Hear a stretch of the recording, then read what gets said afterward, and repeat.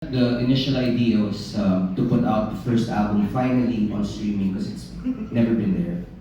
So we've been a band for what 22, 23 years, and then for the entire discography and catalog, it was missing those two albums, the first two, because they were released indie. So instead of just simply putting it up there, finally, we wanted to re-record them so that there's an extra for the fans to listen to, something interesting, hopefully, for them. And then it was kind of exercise also for us. Like, for that first album, it was by accident that we recorded it because we were very young. We were about 19 years old. I was 19, 18 years old, 19 years old. They were in their early 20s, fresh graduates from college, and it was a remembrance album for original drummer Jet Rado, who actually formed the band. So at that time, we didn't have any money. We had no knowledge about recording. So a lot of the songs were rushed. We didn't arrange it well. So there were a lot of regrets on that first album. In terms of, also our skill set wasn't, until now, it's still not there. I mean, it was worse. So now that we're older and then we're able to look back and then we were given this opportunity by Warner, we figured what would be the main idea would be that, especially with the new technology now, and being able to record it properly. It's a, what do you call this? Our younger versions versus our 19-year-old us versus 40-year-old us. Something like that. Like now that we have had experience in creating music for the past 2 years, touring, performing live, and also recording. So what would that sound like now? So, and the challenge was to how can we make it fresh, and then that it would appeal to older listeners or our older fan base, and then maybe hopefully a new listeners. So, out of the songs that we recorded, what was the hardest one to re-record? The ones that we didn't like in the first place. A lot of those songs were written when we were in either high school or college. Ikaw dyan, which one was the hardest? Personally for me, I took the challenge, we took the challenge of rewriting the song, so it was hard, but at the same time it was fun because that's what we're made of. We're musicians, we create, and then in the process, we had fun actually, especially with the addition of Sam and Russ next. So it was challenging and it was fun. And finally, we put justice to from our younger selves. Rebirth is like a love letter to our young selves. Yeah. And world peace.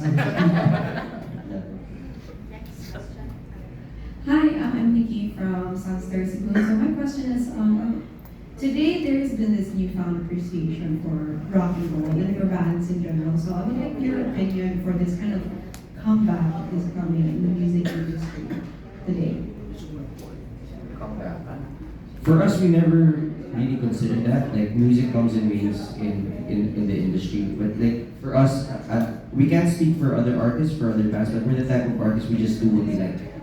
You know what I mean? We don't really look at trends that much because we're too busy, like, focused on what we can create together as a group. We've always been the type of band and the type of artist that, like, we create for ourselves and then we share it, and then hopefully people will like what we do. So more or less that's it. Okay, so my second question is, having to revisit a lot of your music, you mentioned that you wrote a lot of your songs when you were teenagers, and having to revisit them as adults. How's the entire process been like? Aren't we adults? It was weird then. It was a weird experience, especially as a songwriter, like hearing yourself when you read the lyrics. Like, oh, why did I write it that way? Why did I? It's very eye-opening as well. So there were a lot of lyrics that we had to change, like very small bits and pieces that we felt that wouldn't be appropriate for who we are now, or maybe we don't relate to it anymore. like that, because like I said, being some songs we wrote when we were in high school. So I personally can't really relate to my 16-year-old train of thought to now that I'm 42 or something like that. You know what I mean? So like I kind of want to change it up a bit, and plus the fact that we know that our kids will be listening to these albums when they get older. You know, it's yeah, we want it to be more appropriate for rock, but in pop. Thank you. So I am Carlo of Calami, Cebu. So, Gabby, how much did the songs change ba, and which song yung pinaka-grabe ang change? Oh. All of them actually. We try to maintain the basic melodies and then the feel of the songs.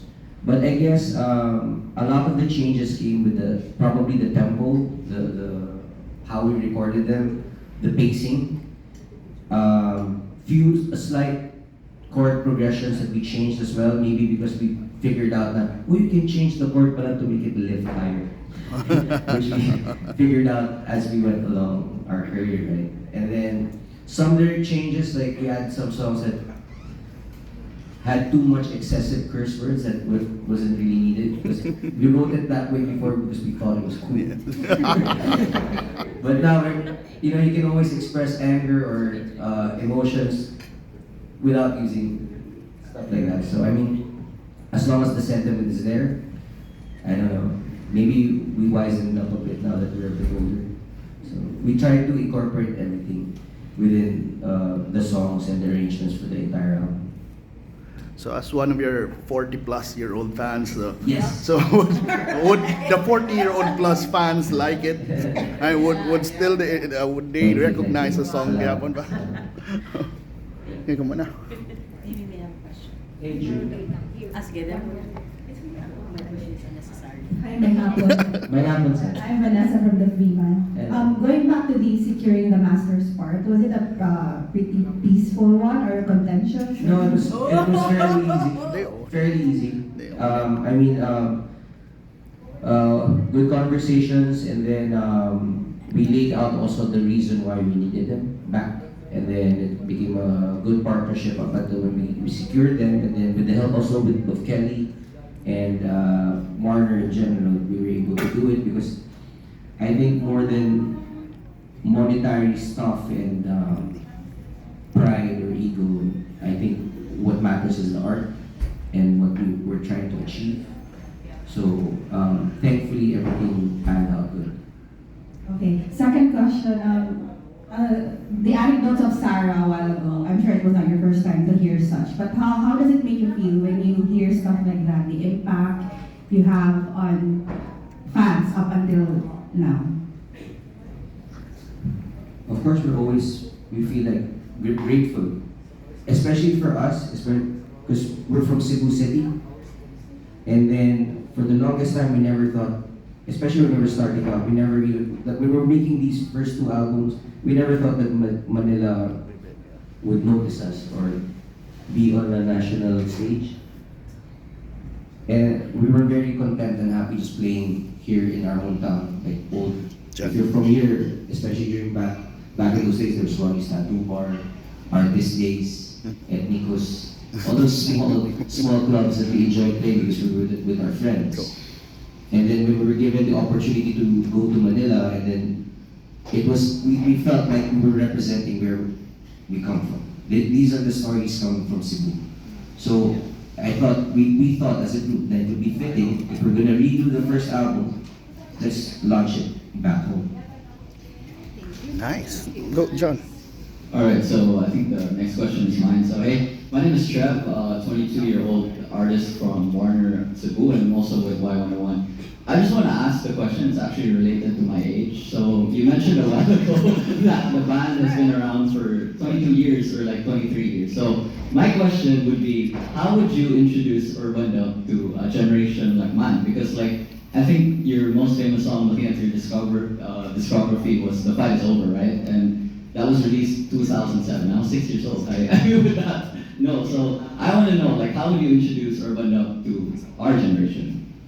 Well, as long as you keep writing And then, because it's all about creating your art, right? And being able to express yourself. That's the main goal, and that's always been the goal for the band. And then we put it out there, regardless of age or whoever listens to it. Listen to the whole discography, listen to a few songs, doesn't matter to us, doesn't matter what your age is. As long as we're able to share what we think, what we feel, what we want to express, and if you connect with it, then we've done our job. I mean, if regardless if you're 22 or 40, 42, you know what I mean? So it always goes back to like the music. So, yeah, would you recommend to like, us, a new set of ears, like, would you recommend for us to listen to the older album, like Birth, or would you recommend that we listen to the newly recorded? Everything. So for us, it's body of work. I mean, speaking from a perspective of a fan, right? My favorite artist, there would be days that I just like, when I want to unwind, I'll listen to Old one. their whole discography, like maybe for a month. Like I'll listen to, like, just go back then from the first album and then see also their progression. That's one of the main reasons why we're doing this, is that finally the loyal fan base can listen from Birth, Rebirth, everything, all the way up to Esoteric, which was the last album that we put out 10 years ago. Thank you for that. Welcome. Hello, my name is Cody Cordelia. I work under Sir Jiggy on the Y101 morning show, and he has a question for you. He says, since you have conquered Cebu, Manila, and pretty much the entire country, and international success has eluded you, is it time for world domination now? Domination. No, we've done tours in Asia. We've done North American tours as well, and it's nice to do these things and then be able to share like our stories, and we go where people want to listen. We just do our thing. We write, and then hopefully we can share our stories, and we always carry either the Philippines or Cebu whenever we play. We try to represent. Thank you. Contributing, it's not dominant, to contribute. I'm June. I represent. Hey, June. Hey, Gabby. Hey, Larry. So, I represent Magic 92.3, but I also represent K-pop. We have a radio show. It's called Unveils. Warner gives us music a lot of times, every week, actually. So we're really happy about that. My question is, K-pop's been very popular these days. This was supposed to be a question I wanted to ask the band before you decided to come back. I mean, my question is just, is rock dead? No, it's preference. And it's your preference, and music comes in waves. You can't really dictate which trends are gonna come out. As an artist, if you're pure or true to form, you'll put out the music that feels good to you. And then you'll always find your audience. As long as you keep your intention, the intent is there, like we always viewed ourselves as storytellers rather than musicians or rock stars or whatever like that. Like, we actually cringe when people say stuff like that, because for the lack of a better term, I guess. I mean, so we just try to do what we do, and then we appreciate a lot of the trends now, like a lot of the new music that's coming out, especially if it's coming from Warner. Thank you, Warner. Nice. I mean, and JD music. So I mean, no, like seriously though, I mean like, music is music. Like it doesn't matter what genre it is. Like it's always about like how does that particular kind of music resonates with you or resonates with the listener. And we try to do our best at our style, regardless if it's rock, regardless if it's infused with R&B or reggae or whatever like that. We try to put it out there and hopefully they relate. Just one more question, because before like K-pop exploded here in the Philippines, I could really feel that Urbandub was that group that really had that kind of following for me. So what does it take to, I mean, K-pop has found its way. What does it take for us Filipinos? And like what Jiggy mentioned, like what Cody mentioned, Do you think it's gonna be Urbandub that's gonna start it for everybody? I think it's gonna be a collective effort with the industry. Like all artists, like all Filipino artists, regardless of genre, regardless of dialect, regardless of where you're at in the Philippines, as long as collectively, maybe like labels, and even like, kaya pumuputok din yung K-pop, mananida ko silang K-pop, kaya because like, their government also supports them.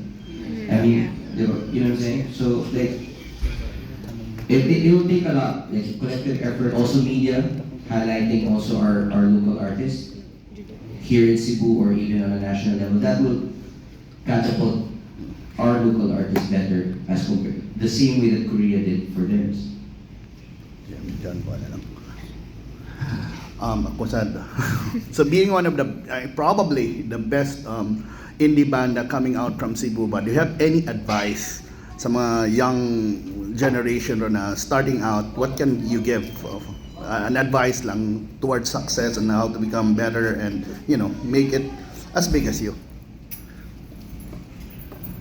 For me, never be in it for success, but for the success of being an artist for yourself. So always serve the art, serve the music, and maybe fortunately you get lucky enough that you find an audience for an art that is true, not dictated by what's trending or something like that. So just be true to yourself and you'll find your audience for sure. If you believe in yourself to begin with, that what you're doing is great. It's hours of work. Like I mean, you don't put out one song. It's a everyday thing. Like I mean, like even until now, as a band and individually we practice. We try to keep honing our craft every day. Like even outside of music, like we either listen to music or read or continue to write, even just for an hour every day. Now, it's continuous practice. It's like being like passionate about your craft.